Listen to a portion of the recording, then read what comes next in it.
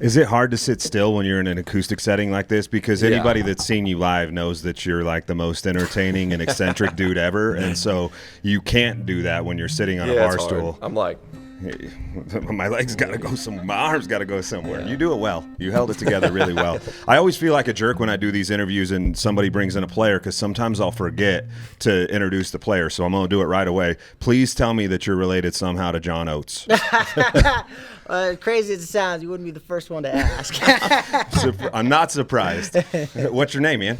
I'm Ryan. I've been working for Drake for a few years now, and we get it done on the road, man. Nice to meet you, Ryan. Thank you for being here and playing for us a little bit. Man. So as we're recording this, I don't know when you're watching, but as we're recording this, tonight you're making your debut at the world-famous Grizzly Rose. You pumped up? Right. Dude, I'm excited. I've wanted to, since I started, I've wanted to play the Grizz, man. I mean, it's like the Billy Bobs of Texas, outside of Texas, kind of. It's one of the biggest honky tonks. That's what I've always heard. All the Texas guys coming up here and playing it. You know, I've heard good things. So. And you're a Texas guy, so there are some people, and we'll get into the reasons why people may know who you are, but there's some people that might not know who you are. So tell me about Drake Milligan in a nutshell. I'm from Fort Worth, Texas, and I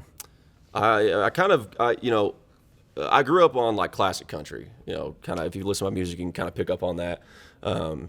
George Strait being from Texas, you know, George is the king. But I also grew up on like Marty Robbins and George Jones and Merle Haggard.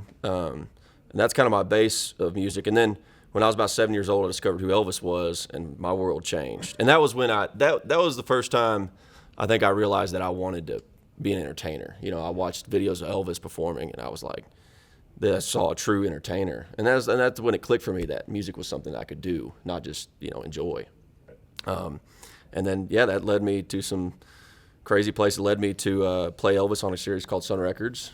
That was on CMT back in 2017. It aired. I did that right out of high school, and then after that, moved to Nashville and started writing songs.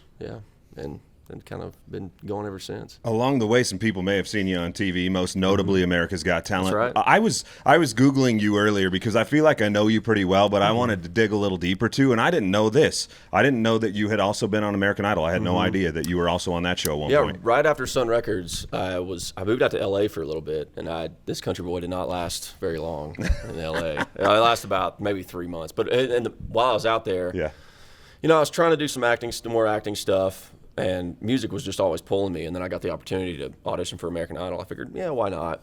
And I did the audition. I made it through, and they aired the audition. But in the meantime, between the audition and then going to Hollywood, I decided, man, I'm just not ready. I hadn't written any songs I'd written little ditties, but nothing good.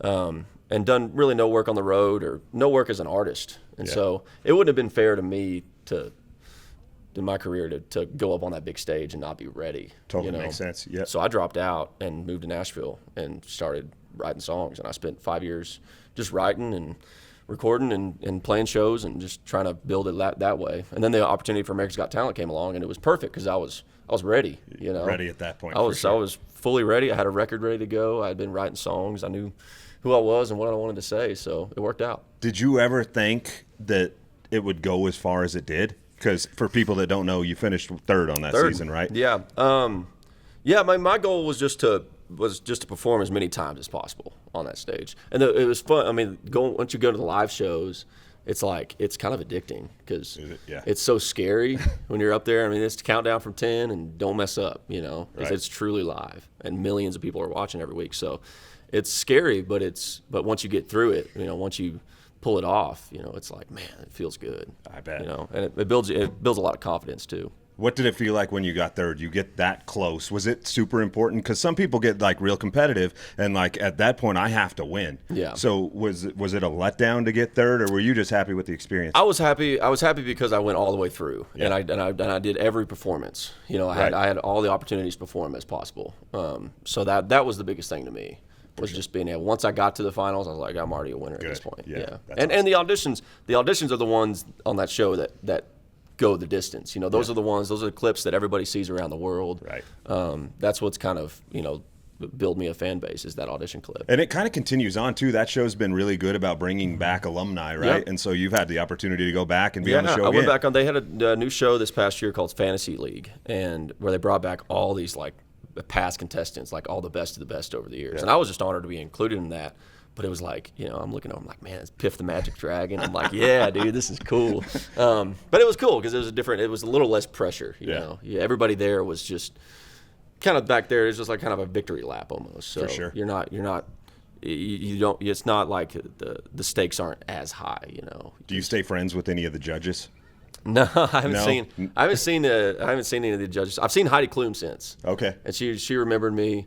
I saw her at, I think, the People's Choice Awards last year. Oh, that's cool. And I went up and said hi, and Yeah. she's like, hey. It's not like you text Simon every day, huh? No. Dang it, I'm so That'd be cool. disappointed. So Yeah. disappointed. Hey, Simon. You talked a little bit about acting. Is that more in the future? Is that going to happen some more, or is I it hope all so. music all the time? Yeah, I hope so. My manager, Leslie Greif, is in the film business, Yeah. and produces a lot of series. And he produced Sun Records. That's how I got to know him. So we kind of always keeping an ear out. But right now the focus is on music, just because I have to be, I don't have time really to go film anything unless it's the right. If it's something that's really going to help me out both ways, Yeah, and for something sure. I feel like I have to do, then I'll go for it and try to do it. A couple years ago, you put out your first full-length project, Dallas Fort Worth, which I think is a masterpiece, by the way. I man. truly believe that from start to finish. It's a two-sided album, right? And so kind of explain the first side was more mainstream, I guess, is what I would call it. The second side more country? As mainstream as I can get, Yeah. The thinking behind it was, I'm from Fort Worth. And Dallas and Fort Worth, the two cities, they're so different, Right. And if you're from Fort Worth, you don't really mess with Dallas. And if you're from Dallas, you don't really go to Fort Worth. And, Dallas is like this big sprawling city, always trying to be cool and hip. And Fort Worth's just kind of true to its roots. Yeah. You have the stockyards, and it's kind of more aligned with the traditional sense. And so when we were trying to figure out what to call these 14 songs, and what essentially was really a double record,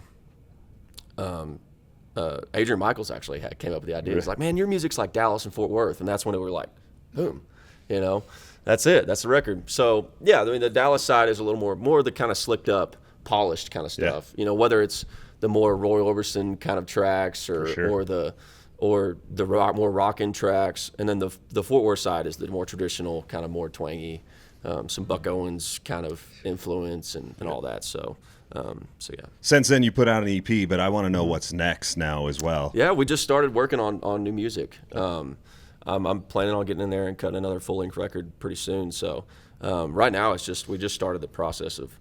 I've been going through all my back catalog, all my old songs. We've been trying out new songs on the road, seeing how audiences reacted to those, and yeah, going through song meetings trying to find, because there's so many great songs in Nashville, so many great songwriters.